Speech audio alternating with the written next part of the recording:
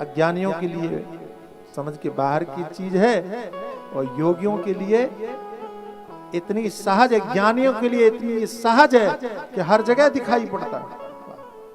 तत्व का अर्थ यही है, प्रत्यक्ष प्रमाचात्र चैतन्य में जहां दृष्टि जाए वहां ईश्वर ही दिखाई पड़ता है। जित देखो तित श्याममयी है, जहां आंख जाए वहीं भगवान। विद्या विनय संपन्ने ब्राह्मणे गवि हस्तिने शुनिचैव शुपाके च पंडिता समदर्शिना, हर जगह प्रत्यक्ष प्रमाचार्य, जहां देखो वहां परमात्मा। और वृष्णीनां परदेवतेति विदितो रंगम गतः साग्रजः। वृषवंशियों ने भगवान को इष्ट देव के रूप में देखा। एक सज्जन हमसे कहने लगे, महाराज एक बात बताओ, आप कहते हो कि भगवान एक, हाँ, और देखने वाले हजार, हाँ, सबने अपने अपने अनुसार देखा, सबने अलग अलग देखा, ये कैसे संभव है? आपकी किताबों में ऐसी बातें गप मार दी गई। ऐसा हो सकता है क्या? एक ही सामने व्यक्ति हो, सबको अलग अलग दिखाई पड़े। एक ही व्यक्ति अलग अलग कैसे दिखाई पड़ सकता है? अलग अलग कैसे दिखाई पड़ सकता है एक ही व्यक्ति? मैंने कहा इसमें कोई रॉकेट साइंस नहीं है भाई, सिंपल सी बात है।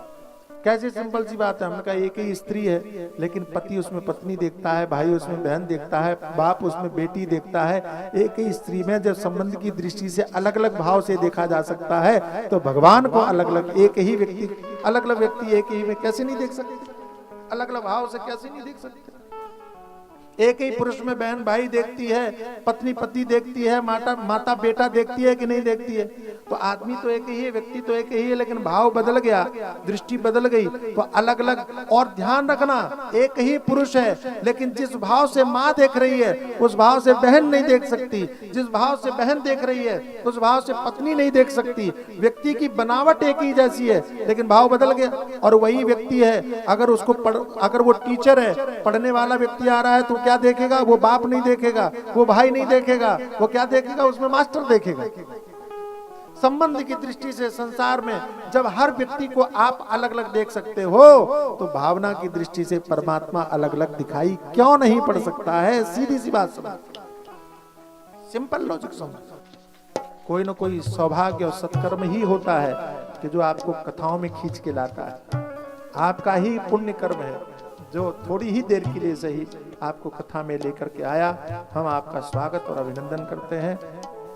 भगवान ने अनेक दृष्टि से भगवान को देखा और तभी माताएं बात करने लगी, तो चाणूर और मुष्टिक को बुला करके युद्ध के लिए भगवान को आमंत्रित किया।